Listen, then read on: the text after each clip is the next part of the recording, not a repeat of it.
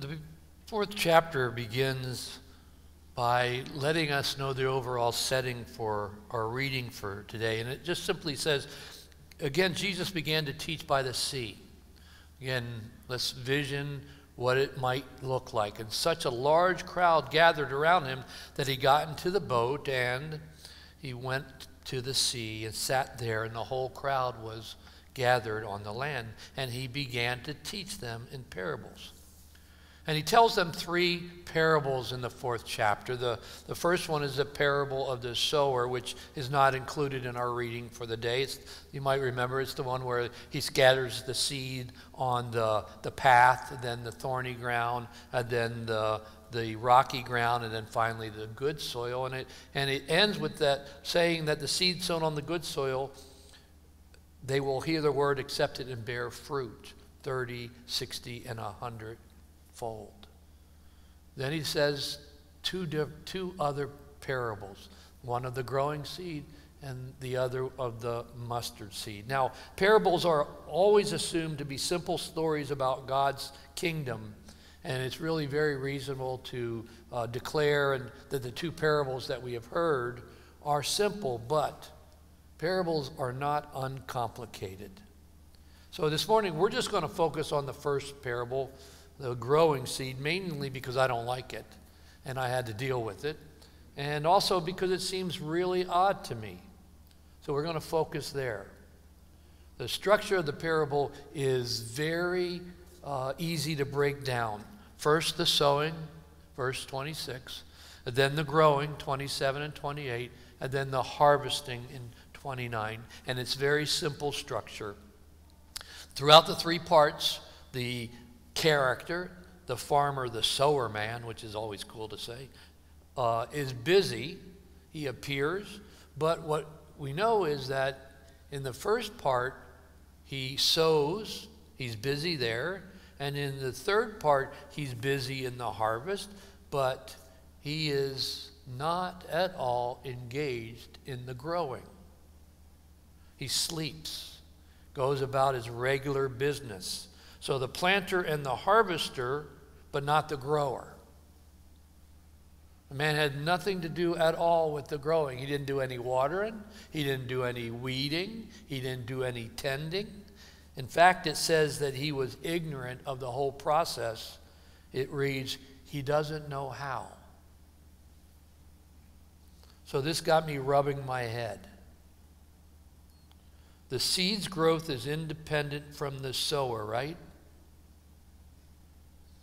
So it seems to me that the parable refers to the soil and the seed producing growth on their own without any help of the farmer.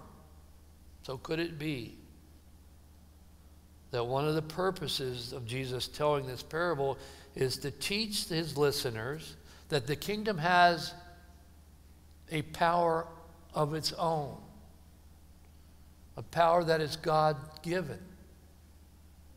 And maybe, just maybe, a message is, nobody needs to worry about what God promises.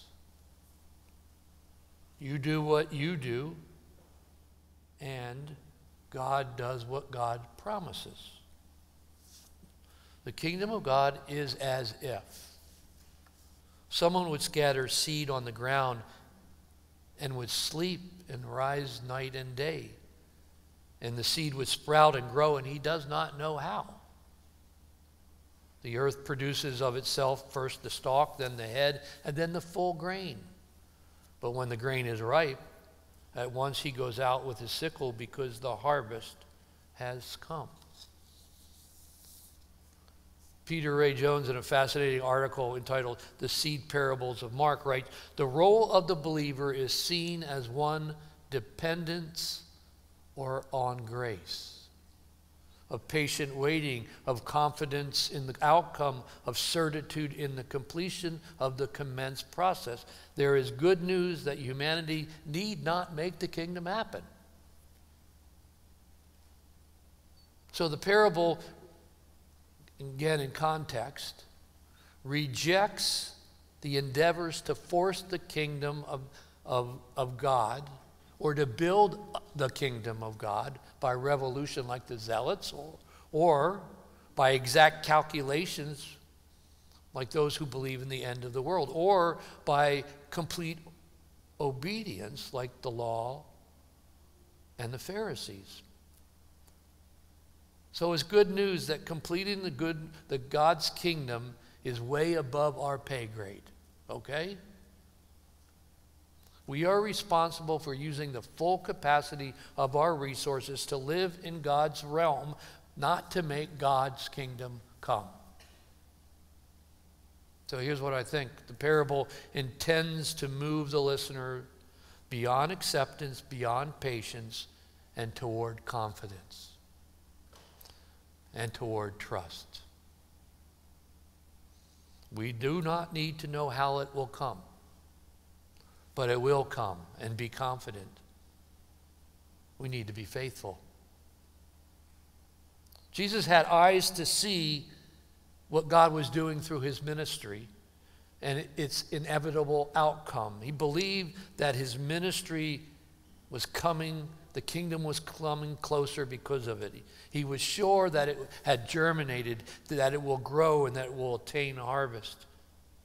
So faith then was to see the kingdom in the ministry of Jesus, to recognize God at work in this unique fashion. Faith is to share Jesus' faith that God was not only making a beginning, but God was completing it as well. The parable teaches us that the kingdom has a power of its own, that it is God-given. So don't worry.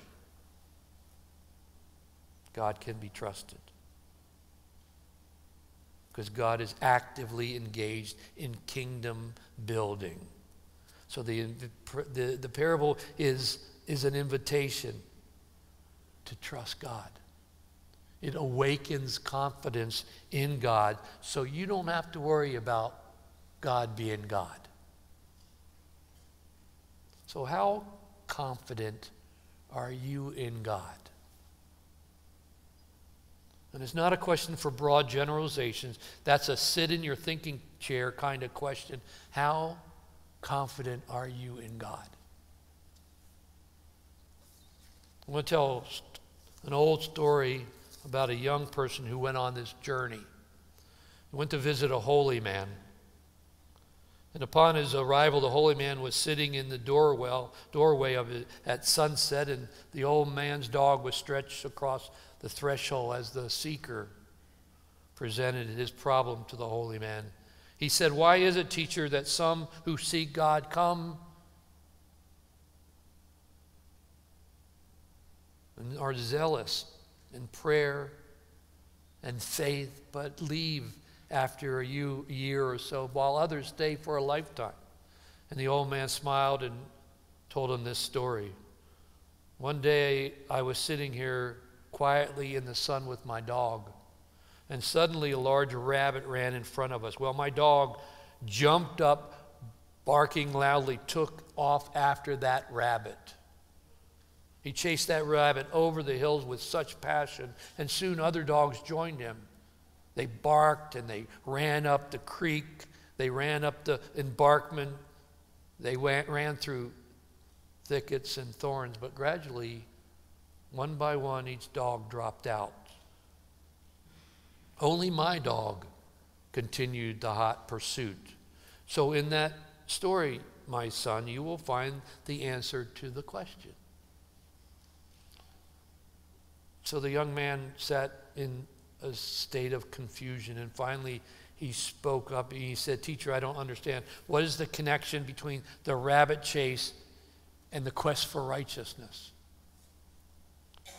And the old man responded, "You fail to ask the important question. Why didn't the other dogs continue the chase?" And the answer to that question is that the dogs had not seen the rabbit. How have you seen God lately? How have you experienced God lately? Because experiencing God builds confidence. It deepens trust. And if you haven't bumped into God lately, or if you haven't even bothered to notice how God is present in your life, my guess is that your confidence in God wanes a bit.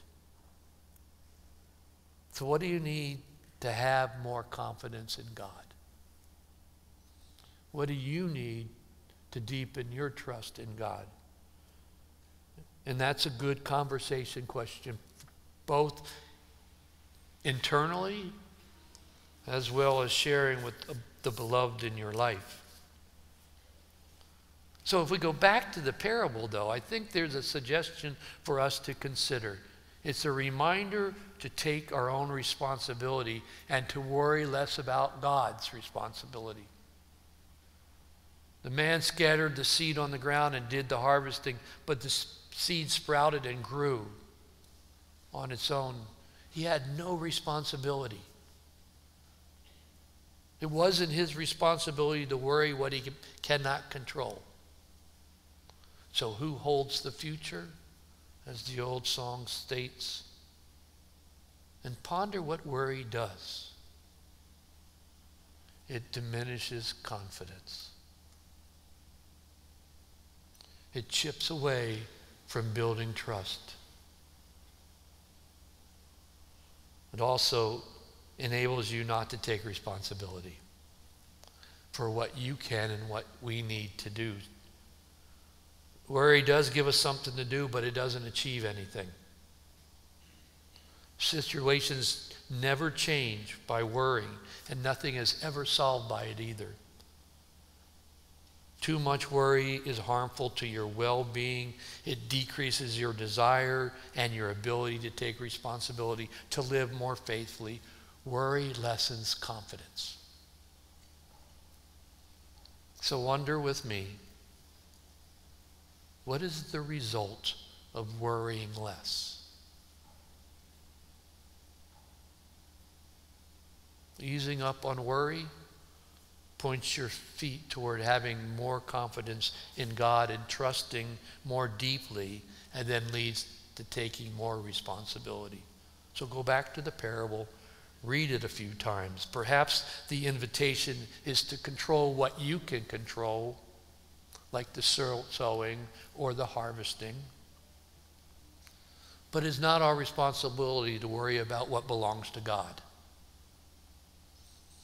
We have been gifted with intellect, with heart and passion. What happens when you are confident in God?